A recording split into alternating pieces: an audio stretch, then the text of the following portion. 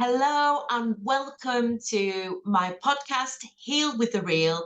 Heal with the Real is a podcast where I invite survivors to thrivers of domestic and narcissistic abuse. And today's special guest has come on because she has written an incredible book. I've been looking through it over the past few days. She did kindly send me a copy. And Maria, my guest, supports people who are going through narcissistic or domestic abuse. And I thought, as a special episode, normally I invite survivors to thrivers, but Maria actually supports people through the trauma of narcissistic and domestic abuse. So I do the podcast because of my book, Fix Your Future, that I wrote back in July 2021. And in the back of there are all the healing techniques that I personally use to overcome my narcissistic and domestic abuse. So, Maria. Hello, Please. Amanda. Welcome. And thank you for inviting me to come and speak with you today on your podcast. I'm really excited to be here. Do you want to do a little bit of an introduction to your background? Because I know that you've been a psychotherapist for how many years in total? I know it's a long number of years. Well, I trained originally in the UK in 1992, so it's like over 30 years ago. Wow. And I ran a clinic in Covent Garden back in the day. I had a business partner at the time. We both ran the therapy clinic there. And I also worked at that time in London. I did some voluntary work that turned into paid work with people who were at the time dealing with HIV and substance addiction problems. So it was harm minimization. So I worked at a clinic there one day a week as well to kind of help these people to try and get safe and get healed and get off the drugs and what have you. And then back then what happened was I had an opportunity to go to Hong Kong, and I've always been like a bit of a nomad in my heart. I'd lived in Germany in my younger years, and it was just too good an opportunity to turn down. So I ended up, and my business partner she had health issues and couldn't continue working with me in the clinic. So we decided to close it down. We were both doing some private therapy from another clinic. We just kind of, rented out the space for certain days and times.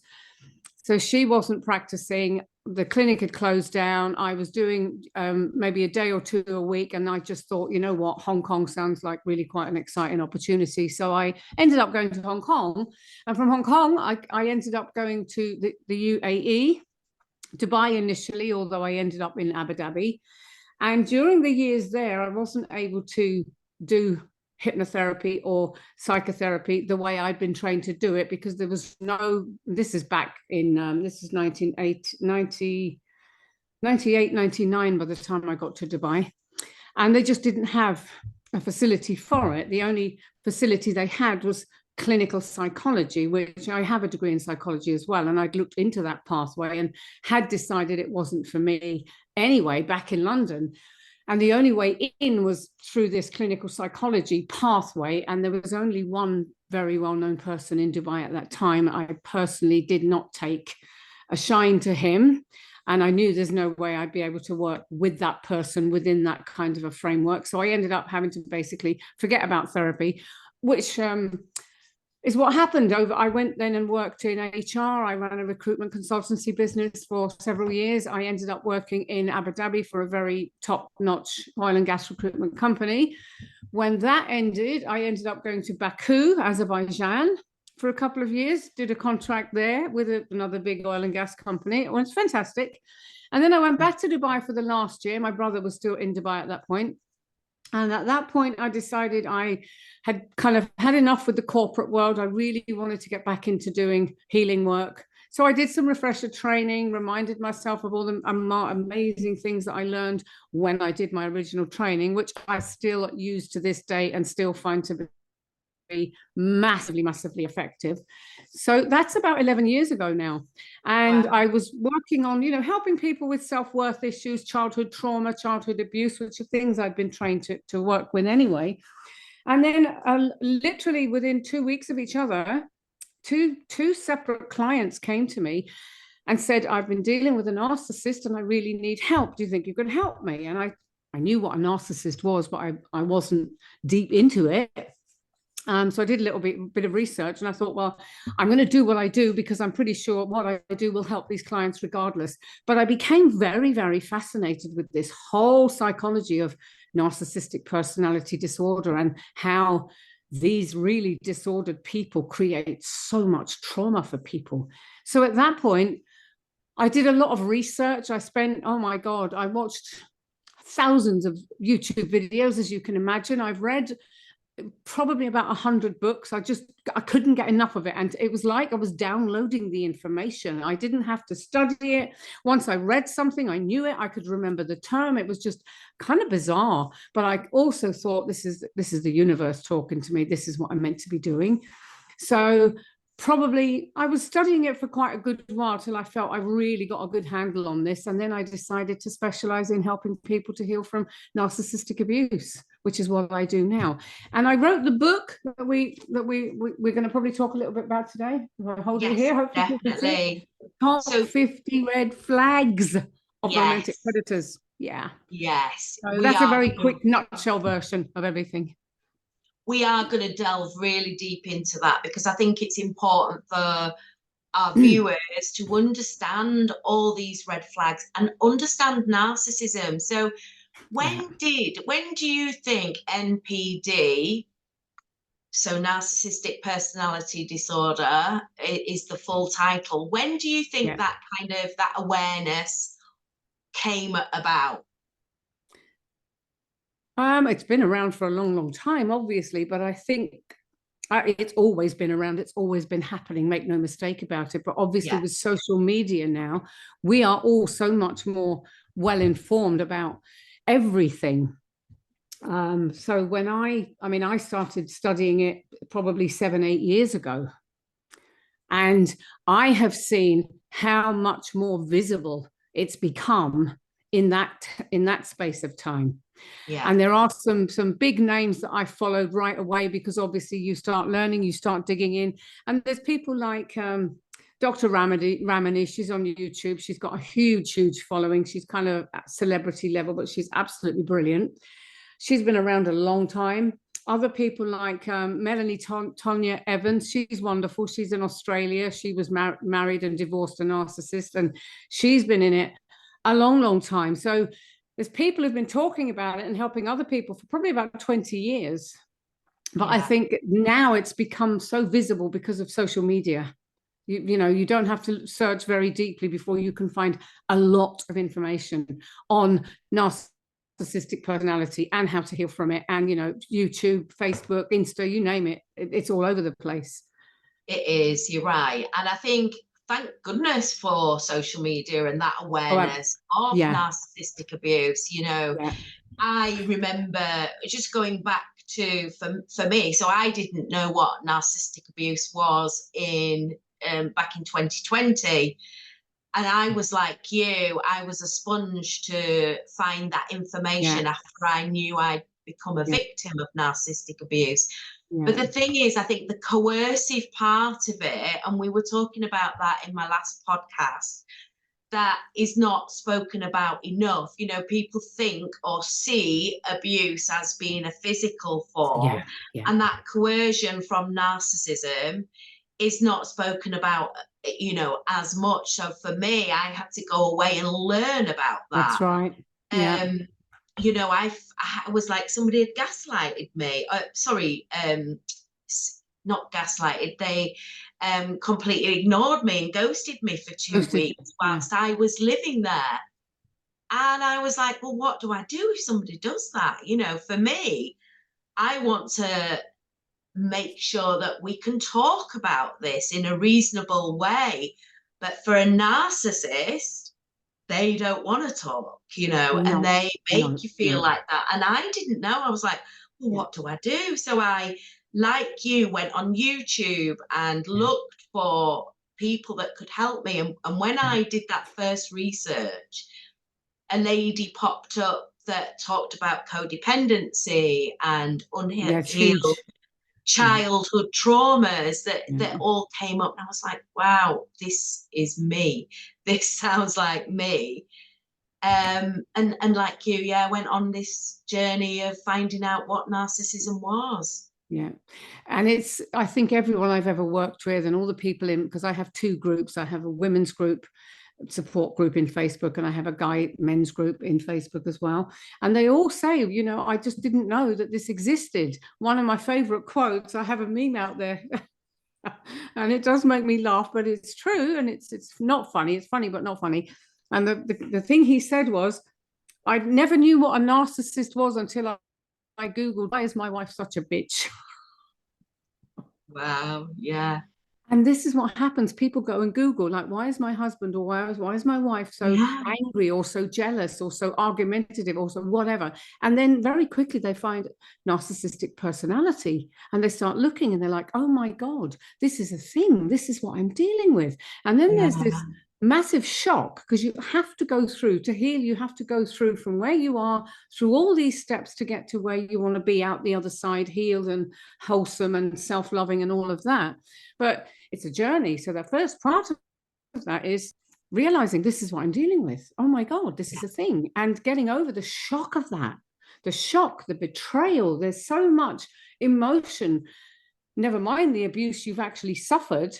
Yeah. It's a different kind of abuse and trauma to realize that, oh my God, I've been betrayed by this person all these years. This person I thought loved me isn't who I thought they were at all. And I've had so many people say that to me, and they're just in shock. And then there's denial, and then there's the love bombing thing that happens, and it's just such a complicated web that they weave, and people have to really navigate their way out of that process. So well done you for doing what you did. And it isn't easy. It isn't. And, and still before I actually finished the relationship, after this was, after the ghosting, he ghosted me continuously for a further another week. And I'd by this point, moved into my friends for a couple of days just to kind of get my head around what was going on. And that 2 days ended up being a week. And actually, in the end of the week, he was still saying, I'm not ready to talk. But actually, I finished the relationship, something in my gut, and we'll talk about this. Thank God, something in my gut and my intuition told me I needed to finish that relationship. Yeah. If I wasn't worth anybody's time to speak to and, tell me why they were, some kind of resolution, and they weren't worth my time. And actually I found out he'd been seeing somebody else, and that, he was already on to his next supply. Yeah, absolutely. Absolutely. But I'm really glad that you said I listened to my gut, because that is actually red flag number 1 in my book, is to trust your gut, trust your intuition. Way back in the early days, everyone I've worked with, everyone I've talked to about this, when I've said, looking back, did you see any red flags?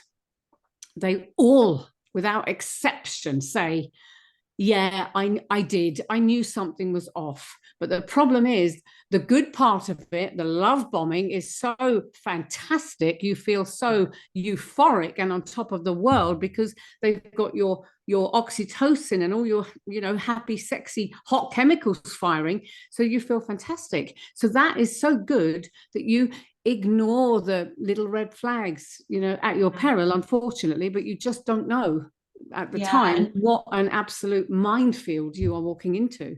Yeah, and you don't realize. I remember being very early on in the relationship, and I'd gone before I'd even got entered into a relationship. He'd been just out of another relationship 4 weeks before meeting me. Right. That should have been a sign. That is a sign.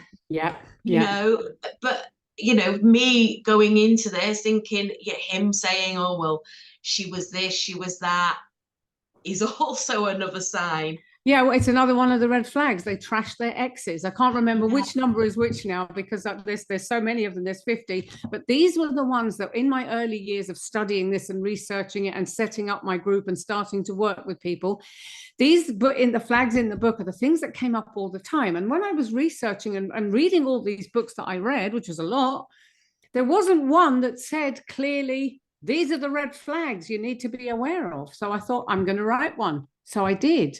And a lot of people who've read it have said, oh my God, if only this had been out, and now it's my Bible. And I had 3 messages last week from 3 different people. One of them said, oh, I reread it all the time because it really helps to hammer things home and reminds me and keeps me on my toes. And so many people have said it helped them. And that's why I wrote it, because I thought, if it helps just one person to not fall for it. Because the thing is, when you read something, it sticks in your mind. You don't go around all the time thinking, right, I'm looking for that flag, I'm looking for that. You don't. But the way our subconscious works and our mind and our brain works is that when you have read something and you see it in action, your subconscious has it, and it's like, yeah, hang on a minute, I read this in Maria's book.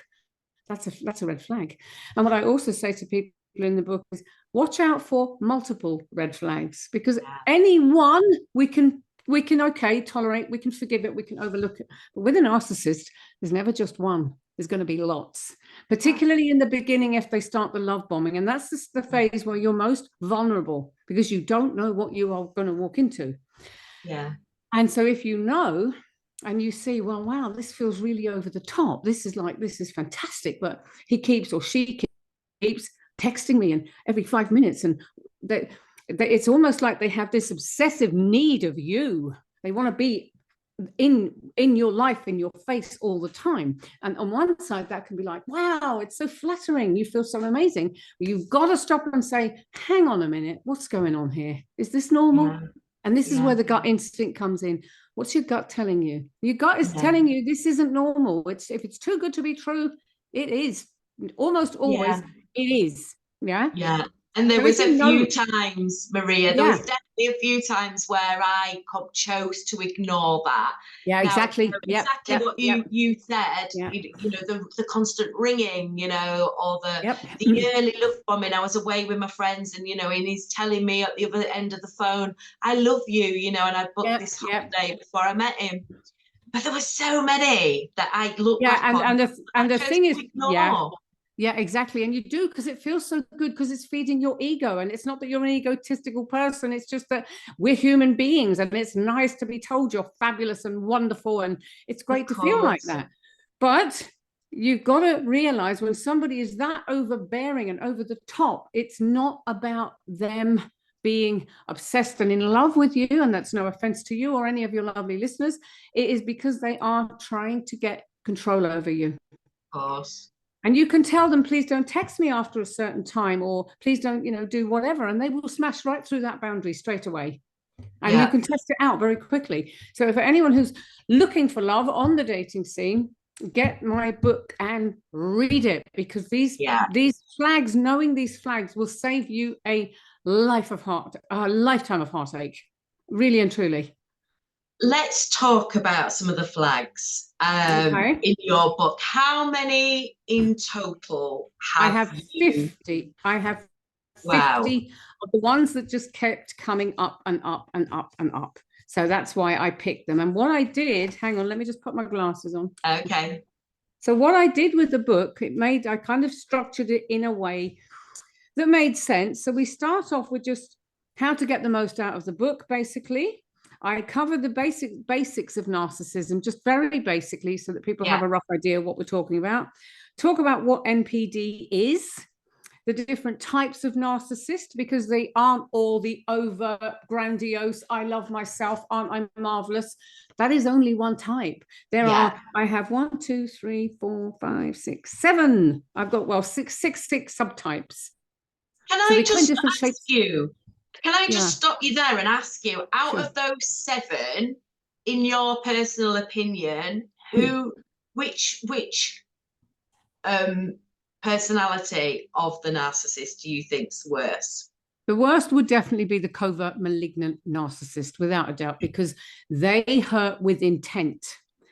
They they all hurt. They all hurt because they want what they want without regard for what you want or need across the board. And they will try and control you and isolate you and do all of those things, but they don't have that almost killer instinct to hurt you the way a covert malignant narcissist is really towards the end of the sociopath spectrum. That sort of, because narcissism is on a spectrum, and there is something called healthy narcissism, which is a term I personally have absolutely no time for, but the spectrum says healthy, you have to have a little bit of, it's healthy self-esteem they're talking about, and it should never ever be called healthy narcissism. And I will not get on my soapbox, but it drives me up the wall. It's just a little bit of the ego, is it? Your own ego. It's a little bit of ego, and we all have a little bit of, but I just don't, I think it's such a misnomer to say healthy narcissism, given how awful unhealthy and narcissist is. Exactly. So I have a real bugbear about that. But if you come along that spectrum, you'll have at the very far end, you'll have the psychopath who's just, completely without conscience. And, most serial killers will be psychopaths. Sociopaths are less crazy in a way as a psychopath, but they are still very just without conscience. They don't understand other people have feelings, and they will maliciously hurt people as well. So the covert malignant, definitely. Yeah. Okay. Sorry, and then you were saying you were going through the 7. Oh yeah, I was. There's actually 6, and then I've talked about overt narcissist, which is your grandiose out there. It's very obvious to everyone. Oh, that guy or that woman is so full of themselves. They're very vain, very egotistical.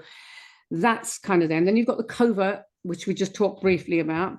Then you have the vulnerable narcissist, who are the victim type. They come across as very gentle and inoffensive, and they're just as deadly because they are incredibly needy, and they bring out the kind of nurturing, caring aspect in, and a lot of people, and most of the people I've worked with, tend to be empaths or highly sensitive people, and that includes guys. There's a misnomer that it's only women. It's not.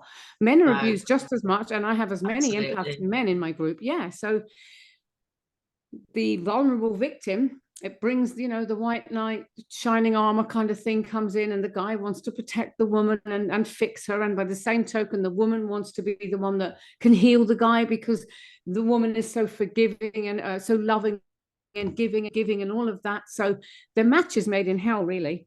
And then we've got the cerebral narcissist, who's the one that's like super intelligent and kind of looks down on everyone. They tend to not be very sexually oriented. They're more about their brains and how brilliant they are. And then you have the somatic narcissist, who's all about their body, and they like to work out and show off their body, and they look for someone who's like physically attractive, very sexy, very well turned out, works out, all that sort of thing. The elite narcissist is a definition I've included in this book because there's a chap called H.G. Tudor. I don't know if you've heard of him. He has a YouTube channel. He has a very big website called Knowing the Narcissist. He has published, over the last time I counted, which is probably more than 2 years ago, over 60 books. Wow. He is a self-aware, what he terms an elite narcissist. So he kind of puts himself at the top of the tree in terms of how right, let me back up. He defines narcissists in a way that nobody else does. He has his own complete school of thought. There's schools, there's cadres, and he's very, very intelligent. You can tell by the way he writes, the way he talks. He knows his stuff. And he is both cerebral, which means highly intelligent, and he's also, by his own admission, he goes under a pseudonym. Nobody knows who he is. Nobody's ever seen a photo of him. But by reading between the lines, he's very good looking. He's very successful. I believe he's also quite a famous person, or he not famous per se, but he mixes with a lot of British royalty, for example. Oh, wow. If we believe everything he says, because at the back of my mind, there's always that, And his name is again, Maria? It's H.G. Tudor. And so he's a self-aware narcissist, and he has this whole, as I say, this whole definition. So he calls himself the elite narcissist, which is top of the tree, very, very clever, so all of that. And he is, there's no doubt about it. I wouldn't, you wouldn't win an argument with this man because he is very, very clever. but he's written all these books to bring awareness, and he says he's in therapy, but he very much glosses over it, and I have questions about that too. And I have actually been in touch with him by email. He's always been very helpful, very pleasant, and I got permission to quote him in my book, which is why I've mentioned the elite narcissist, and I give some excerpts from what he's actually said in his book. And his books are brutal. They are a brutal view into the window of a narcissist's mind. There's like a horrible dark underworld that exists there as well. Wow. So when I mention his name, I always caveat that you do not want to read this guy unless you are very far along on your healing journey, because it will be very triggering for you, and very emotionally painful. So just don't do it. And I know people who have been where you are now that, yeah, I'd love to read that and see what this guy's got to say. I can read it because personally in this life, I have never suffered that kind of abuse. I'm pretty sure I did in a past life, because that's another thing we touched on briefly when we talked before. We did, yeah. But in this life, I haven't, so I can't be triggered. And I know all of the people, there's a lot of really, all the big names I've talked about who are really fantastic therapists and have written books and do courses and do what I do. They've all been with narcissists, all of them. Practically everyone that I'm the only one who does what I do that hasn't been in a narcissistically abusive relationship, which is interesting. And they have all been triggered, and I've seen it happen, and I've read stuff they've written about it, but I can't be triggered. So it doesn't mean that I'm like, oh, well, I'm glib and insensitive. I'm fascinated by the absolute horror of it, but the understanding the workings of their minds helps me to be very solid when I say to people, you know, this person is not going to change. You have got to be the one to put an end to this and help them to heal in the way I do. Because freedom, that's the only way you can have the freedom. So his books are fantastic.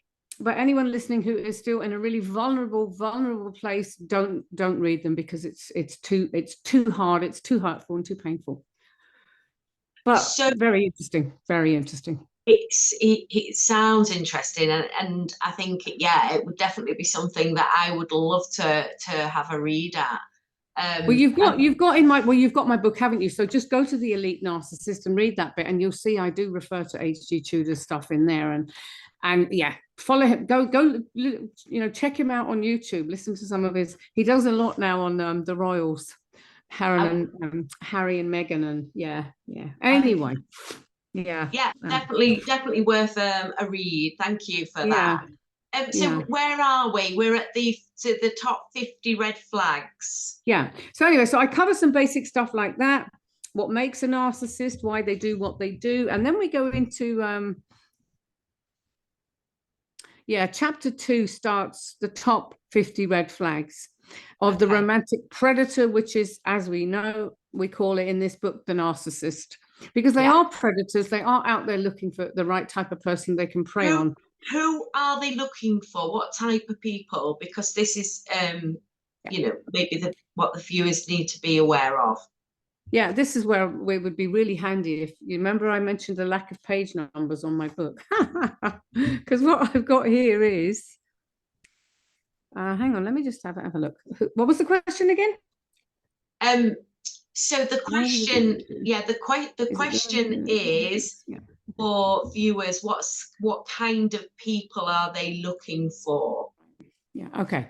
They are looking for people that are kind, forgiving, gentle, although that it's not that you've got to be a little gentle shrinking violet to attract a narcissist. That's not true.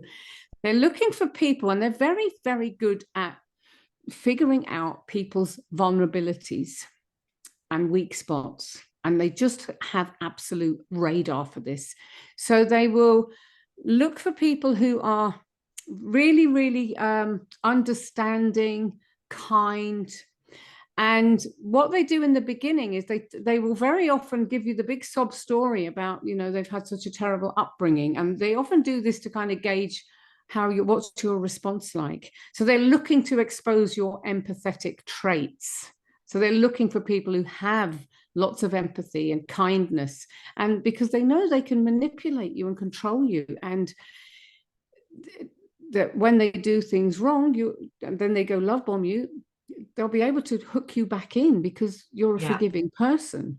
They also tend to be very good at spotting people who are vulnerable because they've recently broke up, or they're lonely, or they've also had an abusive childhood. And I've lost count of the people who've told me, when they share, and I cover this in the book, when they share with you about their awful, tragic story of childhood, which there will be truth in it, but most often it's very much, a fabrication or a massive embellishment of the truth. Yeah. But they often do that because there's something at play called reciprocal altruism. So when somebody gives you something, you automatically feel compelled to give back. So when somebody shares something deeply personal with you, especially in that sort of setting, you kind of feel like, obliged to tell them, oh my, that happened to you, or you know what, exactly the same thing happened to me, or yeah, I had a really abusive mother, or oh my God, I had a terribly abusive father. So they start getting you to open up and spill your secrets right early on. And they will store all this up here because they're going to use all this against you in the end.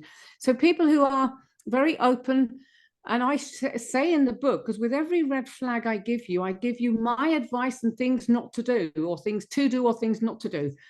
My advice is always to not share personal information with anybody until this person has really earned the right to your trust. Yeah. But they're so good at manipulation that you walk right into the trap, and then before you know it, they know all these things about you, and then they start this abuse, and they've got all this information about you, and they know your raw, open secrets, and they use them against you. So so vulnerable people, people who've just broken up, people who are lonely, people who are needy, all of these type of people can be real targets. But also, they're also very attracted to highly successful, gorgeous people because they see it as the challenge, and they can get in there and they can schmooze their way in. And most of the people I work with, in fact, all of the people I work with, are smart, educated people. They know what they're doing. I've worked with lawyers, doctors, psychologists. I've got construction guy at the moment I'm talking to who's hugely successful. I've got a couple of clients who are Fortune 500 listed people, so these are smart people, and yet they still get drawn in. So anyone can be drawn in. Absolutely. Really. So sorry, back to the 50 red flags. We will get there with these red flags. We will. So what did I do? And what I've done with the red flags is I kind of broke it into 3 different sort of categories. So So to start with, we've got the initial meeting and early days, and between in those times we've got 19 flags that you can be on the lookout. And I kind of go from the obvious things like not trusting your intuition, and don't judge a book by a cover, because quite often this person will be really good looking, charming, they'll sidle up to you, it could be in a bar, it could be wherever, and you get kind of blown away, wow, this person's gorgeous. And so I'm saying stop and think, ask questions. The number 3, red flag number 3, is powerful sexual attraction. We all know initially, in most cases, you've got to fancy someone. And if you really fancy them, then there is going to be that sexual chemistry there that compels us. This is how we were designed, humankind, so that we can procreate and all of that. Not that we need to anymore this way, but that's kind of our ancestors. So we're wired to be attracted to people. So with a narcissist, there tends to be this powerful attraction there, and they know it and they'll play on it. Even if they're the victim narcissist, the vulnerable narcissist, tend to not be. They're not very sexually into things. They're not sexually motivated. But what they will do is kind of play on their lack of experience, and I'm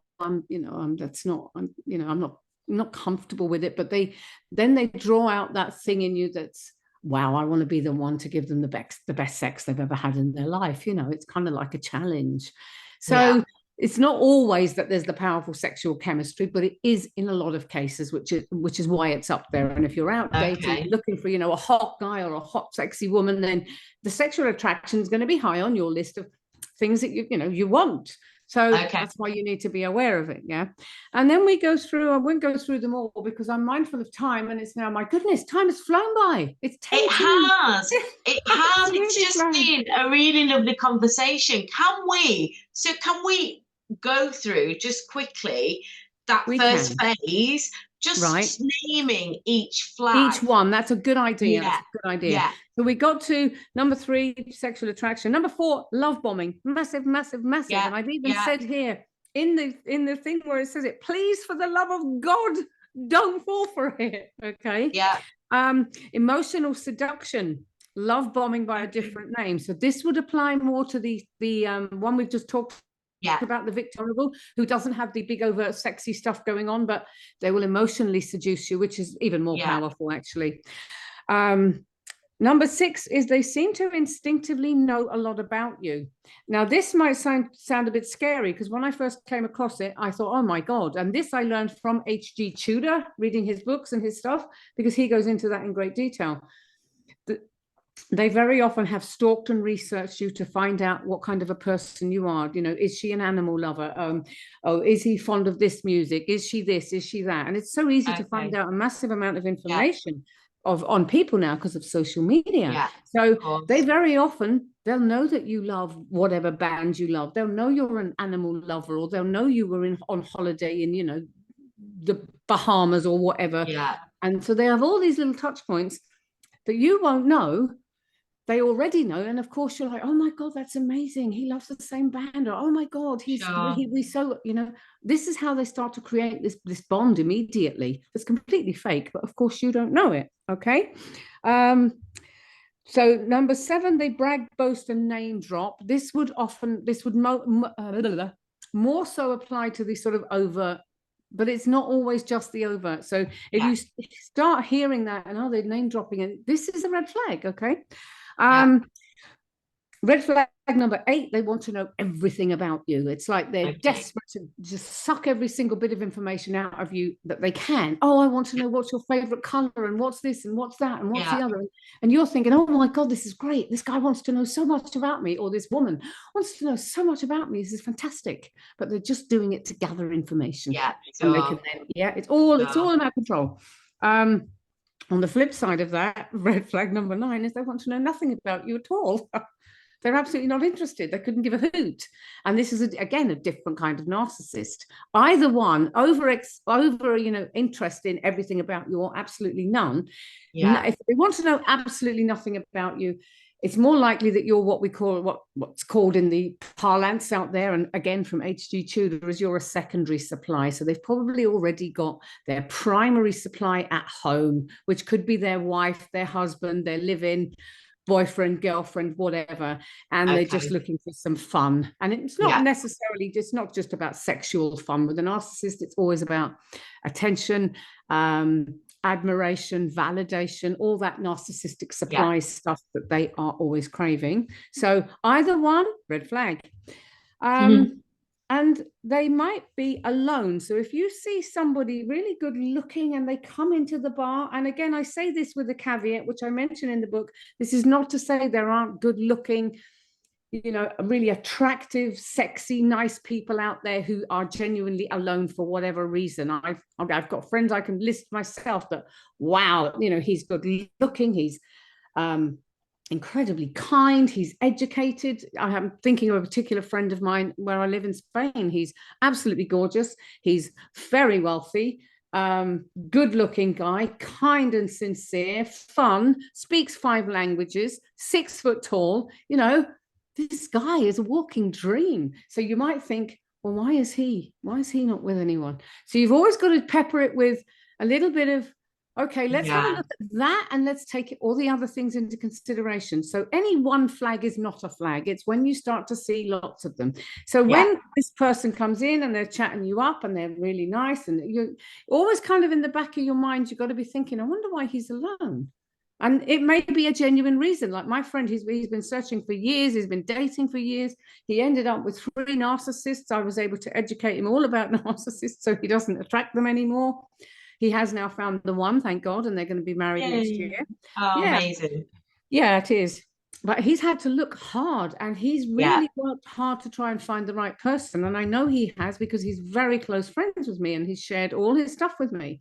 And so there are good people out there. I don't want people to think, oh, everyone, just because it's not the truth. There are good people out there, but you've just got to keep it in mind. Look at all the ingredients, all the things you're seeing, and there's always more than one. Yeah. A huge one, and this follows really well. If you get this person absolutely gorgeous, you're thinking, why are they alone? Well, let's see, let's find out. We start to find out a little bit of history, and they start trashing their exes. This is something they will always do, almost always. Almost always. There are occasional exceptions, but I won't go into it now. But they will say their ex was crazy, jealous, a complete, crazy woman, or a complete bitch, or however they want to describe it. Or he was. It's always bad stuff. Almost always bad stuff. And so you then think, oh, this poor guy, and all the stuff they make up. There's another flag further down called projection. But at this stage, what they're actually doing is all this nasty stuff they're saying about their exes is what they were doing to their exes. So you've always got to be thinking, so this is projection. Is this what and you don't say this to them. It's certainly not in the beginning of these early dating things. You don't. This is knowledge you have up here in your head to protect you. Okay. Because when you know all these flags and you see them, you'll know enough to walk away while you can before you get tied into this relationship anymore. Okay. Yeah. So trash your exes. Number 12 is they have no respect for your boundaries, and they absolutely don't. And you can test this out very, very quickly. And my friend was doing this, the friend I just talked about. One of the things that we did, or he actually did, he said, I'm going to try this. He and I would frequently meet. Every week we'd meet and we'd go out for a drink. He'd come to mine, or I'd go to his. But we went over to a beach bar one day, and he took a picture, nice little selfie of the two of us. And he frequently updates his WhatsApp cover image, just what am I up to? So he put this picture of me and him up on his WhatsApp. And this woman that he'd started dating, no more, I think he'd started dating her like 2 weeks earlier, messages him and, what are you doing? Well, who's this woman on you? And I mean, I'm a lot older than the man. I'm 20 years older than him. I could be his mother. And what are you doing with this picture of this woman on your Facebook, on your WhatsApp? If you have a picture of a woman on your profile, it should be me. And he's like, what the? He said, that is a red flag if ever I've seen one. So he started to use that when he was on, he's on Tinder, he was on all the dating apps. He would send just a picture of him with another woman, not in a cuddly, lovey, not a romantic, but just with another woman. It could have been like his sister, or it could have been me. And he said, I just do this now to test and see what the reaction is. And it always, they couldn't help themselves. Because this is one good thing about narcissists are very, very predictable. And I think you said that last time we spoke. It's so true. They are. They can't help themselves. So so you can test them with the boundaries. You can say to them, for example, please don't text me after 10 o'clock because I've got to get some sleep. I'm up early for work. And I guarantee you they will almost always break that boundary, and they will but I couldn't stop thinking about you. I'm lying here in bed. I know you're in bed, and I'm thinking, oh my God, wish I could be lying there next to you. And the next thing you know, it's 4 o'clock in the morning, and they've kept you hooked in all the time. So boundaries, test it. Red flag number 13, they have an explanation for everything, no matter what it is. If you think you've caught them out in something, they can weave their way out of it. Okay. Number 14 is you are a red flag if you're an empath or you're a highly sensitive person. So they are the type. And we've hit on that. Is that so? Are they? How many flags are in your first phase? Are they all... 19, and we are up to 14. So we're nearly done. We're nearly done. Okay. Yeah. So and with the empaths I go into a little bit more, because all of these obviously I go into. These are just quickly the quick headings. Number 15, you had an abusive childhood, or you had narcissistic or abusive, toxic, dysfunctional parents. That's always, again, most of the people I work with have had one or two toxic parents. It just goes with the territory. Red flag number 16 is if they say you're my soulmate, it's destiny. And after they get to know you a little bit and all these other things are going on, you'll get that very quickly, and you'll be like, oh my God, what's going on here, Number 17 is they might want to meet your family and friends very, very quickly. They want to know, like I said, they want to know everything about you. They want to get in and meet your friends so that they can charm them too. But their family, they kind of don't mention, they don't want you to go near them. They don't want to talk about it. Often they'll say, oh, we don't talk anymore, or, you know, so their family are always very, very much not a part of it. Number 18 is they very often do not have any long-term solid relationships of their own, because narcissists can't keep friends in the most part. So any friends they have, they won't have known them very long. They'll be very superficial friends, or what I call fair weather friends, or they may be just the flying monkey type who've been drawn in and kind of manipulated by the narcissist to be their kind of coterie, as H.G. Tudor talks about. And number 19 is they want to share you with the world. So very often you'll be blazed all over their, you know, Facebook and their Instagrams, and oh, look, and they're showing off to the world. They do this for two reasons. And someone messaged me yesterday about it in one of my groups. And why do they do this? I'm brokenhearted and it's only been 3 weeks and now he's all over Facebook with this new woman. They do it to multiple reasons, but mainly they do it to boost their own ego. Look, world, look, I've just got this fabulous new woman or this fabulous new man in my life. So it's boasting, bragging, but they also do it to hurt you, even though they've left you or discarded you or whatever. Doesn't matter. They don't want you to move on and find someone. They want to rub your face in it because they're just nasty people. It's unfortunate, but true. So this is why we always say block, go no contact. As soon as you are broken up with them for whatever reason, you've got to block them, go no contact. You don't want to see that nonsense. Don't want to see anything they're doing in their lives. So that is another one. So that is 19. Okay. And just to add to that last part, you know, that was definitely, you know, me, I've found myself, you know, with him, he had love bombed me early on, and I kind of got hooked in, and I felt very uncomfortable, you know, at the end, towards the end. And when he finished the relationship, he, you know, like you said, he'd splashed it all over the social media, and that's it. That's what they do. It was my friends coming to me going, have you seen this? You know, and we'd literally been separated a week. Yeah. And that just pushes the knife in and twists it, doesn't it? So you don't want to know, and you want to tell your friends, look, I don't want to hear anything about him ever again. I am done with it. And it's not easy, because if you're trauma bonded, which is a huge part of it, and that's a later flag, you know, it becomes really difficult. But you know what I would like to suggest to you, Amanda, because I've so enjoyed talking about this, and it's gone, the time has flown by. I cannot believe it. It has. What? Because we have 2 more sections. So the next section is getting deeper into the relationship and the flags that are going to show up there. And then the third part is the actual big red flags of narcissistic abuse and how that shows up. So it's in 3 parts. So why don't we, if it fits your schedule, anytime, have 2 more podcasts where we can talk through these next two, because I feel it's incomplete if we don't. I absolutely thoroughly agree, because there is, I mean, we're just hitting the very first part, aren't we? Yeah, absolutely. And even all that, you know, every one of those kind of just resonates so deep, you know.